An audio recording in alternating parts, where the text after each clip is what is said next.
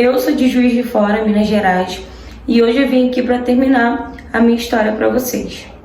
Para quem não sabe do que eu tô falando, é só voltar um vídeo, tá? No vídeo anterior eu conto como que eu perdi a minha melhor amiga, né, na infância, que foi o meu primeiro trauma da infância, foi a morte da minha amiga. Ela acabou morrendo no local do acidente, onde várias carretas passaram por cima dela. E no vídeo eu deixei bem explicado como tudo começou, como a minha infância na verdade começou, né? Da minha infância até um pouco da minha vida adulta. Então é só vocês procurarem lá no vídeo, se eu não me engano o título do vídeo tá escrito "Só ficou os restos dela no asfalto". Tá escrito assim, tá, gente? O título do meu outro vídeo é onde eu começo a contar a minha história. Continuando, no vídeo anterior eu falei pra vocês, né, eu comentei que a minha mãe biológica, ela me deu, sabe, me entregou praticamente pra minha mãe adotiva, quando eu era bem pequena, era bebê ainda. E depois disso eu cresci, né, eu fui criada com a minha mãe adotiva, que eu amo demais e agradeço bastante, né, por ela ter sido a mãe que ela foi pra mim, apesar, né, de algumas coisas erradas que minha mãe fazia, né, na minha frente, minha mãe adotiva. Mesmo assim eu não a julgo e continuo amando ela do mesmo jeito. Pra quem não sabe, a minha mãe adotiva, ela tinha um bar, que na verdade o bar era na nossa casa praticamente, só que o bar era embaixo e a casa era em cima. E acabou que no decorrer do tempo a nossa casa, né, que era na parte de cima, acabou virando uma casa de prostituição para minha mãe e para minhas duas tias que trabalhavam com a minha mãe também. Então eu cresci vendo um monte de homens entrando e saindo de dentro da casa da minha mãe, de dentro da nossa casa na verdade, e dormindo com a minha mãe ou com as minhas tias em troca, né, de dinheiro. E por algum momento minha mãe colocou a mão na consciência e viu que aquilo não era um lugar, um ambiente adequado para ela criar um filho, né? Ainda mais uma menina, né? Que eram muitos homens, tanto homens bêbados do bar, quanto os homens que elas dormiam, né? Que elas ficavam por dinheiro. E aí minha mãe resolveu mudar o estabelecimento dela, né? Tanto o bar como a casa de prostituição, para um outro lugar. E a nossa casa virou só a nossa casa mesmo. E com o tempo, essa casa, né, de prostituição, que a minha mãe trabalhava com minhas duas tias, acabou ficando bastante conhecida ali e outras mulheres foram trabalhar com elas. Então ali realmente virou um prostíbulo. E com 15 anos de idade, a minha mãe adotiva me contou mais sobre a minha mãe biológica. Ela falou que minha mãe tinha ficado com homem casado e acabou engravidando de mim. Depois ela tentou tirar e tal. Só que aí a minha mãe adotiva, né, que era a prima dela, assumiu a responsabilidade de ficar comigo. E minha mãe foi embora lá em São Paulo. Depois disso, minha mãe nem quis mais saber de mim. Ela não ligava, não perguntava por mim nem nada do tipo. Era como se realmente ela não tivesse mentido, entendeu? E como eu contei no vídeo anterior, quando eu era criança, eu sentia um vazio muito grande. Por mais que eu tivesse todo o amor do mundo, né, da minha mãe adotiva, mas eu sentia um vazio dentro de mim, eu sentia uma tristeza por saber que a minha mãe me abandonou e não quis mais saber de mim, sabe? Não procurava nem saber como é que eu tava. E além disso eu também não tinha pai, então não tive uma figura paterna. E de certa forma eu quis, eu não sei se era apenas uma curiosidade de saber como é que seria o meu contato com ela, mas eu queria, sabe, de alguma forma ter algum tipo de contato com ela, ter um tipo de convivência com ela.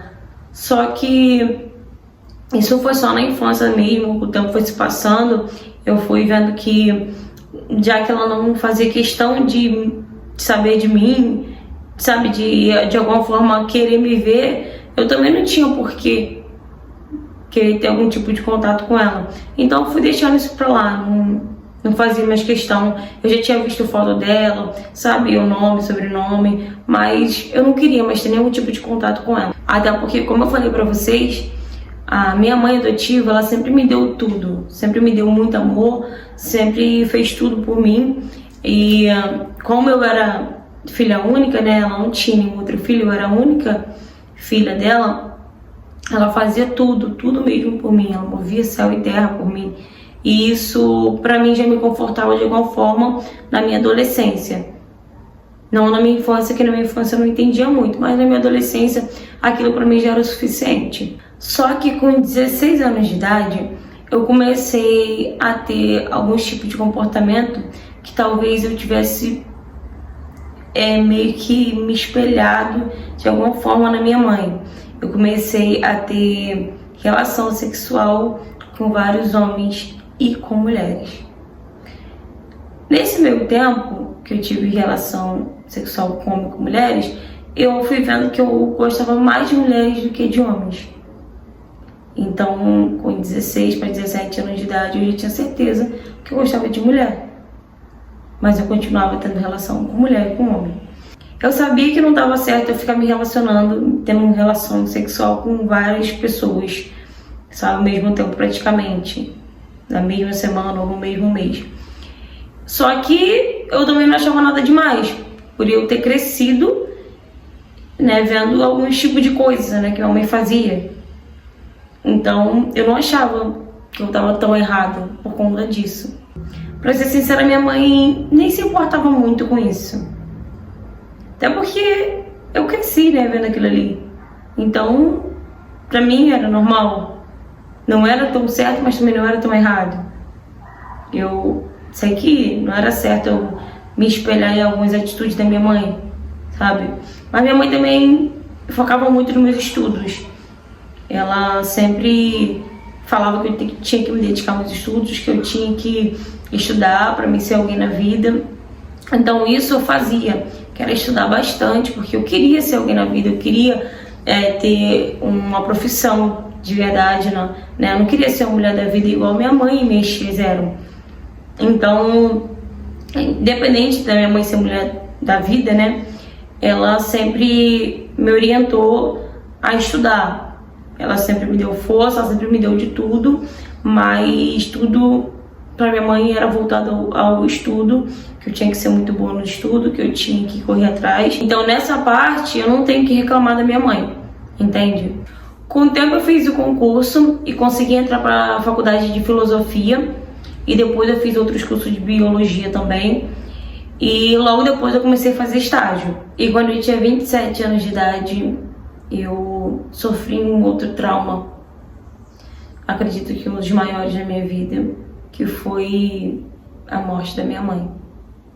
Minha mãe se envolveu com um rapaz na qual ele era abusivo, tóxico, ele não aceitava minha mãe não querer ele, não aceitava minha mãe falar que não, sabe, pra ele. E numa briga deles, minha mãe não quis mais ele, não queria mais ficar com ele, e ele não aceitou, né, o fim do relacionamento e acabou matando a minha mãe. Eu entrei numa depressão profunda, eu fiquei muito mal, porque independente de qualquer coisa, minha mãe era tudo pra mim, sabe, eu quis abrir mão de tudo. E eu tentei tirar minha vida 2 vezes. E foi aí que eu conheci a Júlia, que é minha companheira. Ela também é professora de matemática. E acredito que foi uma das melhores coisas que aconteceu na minha vida depois de tantos traumas que eu sofri. Eu sonhava com a minha mãe todos os dias praticamente. E quanta saudade que eu tenho dela, sabe? Hoje eu tenho 45 anos. Tô com a minha companheira, tem 16 anos. E a minha mãe de sangue, ela chegou a entrar em contato comigo algumas vezes, pela internet também, a gente chegou a conversar. Só que é estranho, sabe? Eu não sinto nada por ela, é como se eu estivesse conversando com qualquer pessoa estranha. Então, a gente se falava bem pouquinho mesmo. E ela acabou entrando pra igreja, né? Virando evangélica. E quando ela soube que eu era lésbica, né? Que eu gostava de mulher, ela me desprezou de vez, sabe? Ela me tirou de vez da vida dela, que ela não aceita, né?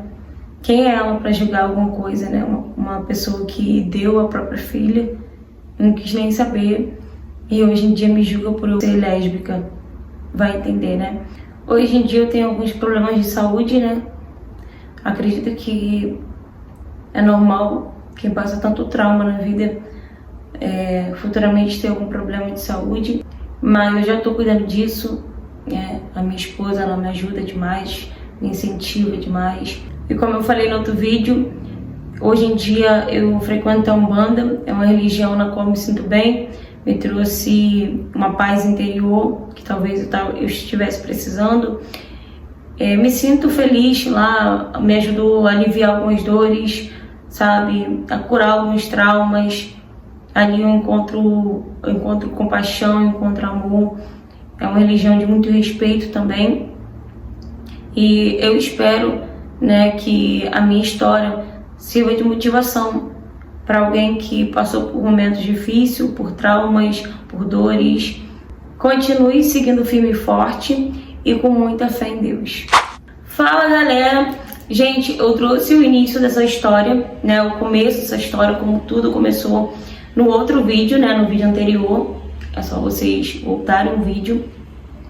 Ela conta, né, como que ela perdeu a melhor amiga dela na infância, né, que a amiga dela morreu, a melhor amiga dela morreu atropelada por várias carretas. Então ali ela começa a história com detalhes.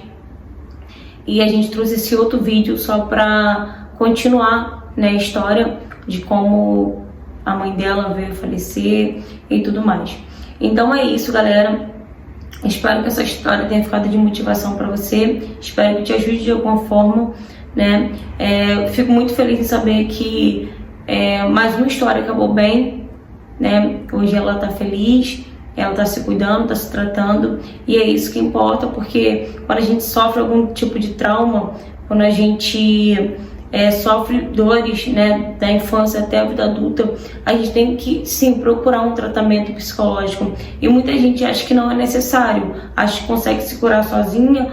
A maioria das vezes toma remédios sem descrição médica para dormir e acha que está tudo certo, só que não, gente, não tá tudo certo, não tá tudo bem. Você tem que procurar um especialista, você tem que procurar um acompanhamento psicológico para que pelo menos você consiga amenizar tudo que você já passou, tá? Consiga lidar com essas dores. Então é isso, galera. Se você já passou por algo parecido, se você tem qualquer história para me contar, seja ela qual for o tema, me mande mensagem no direct do Instagram, tá? Para me poder trazer a sua história aqui no canal também.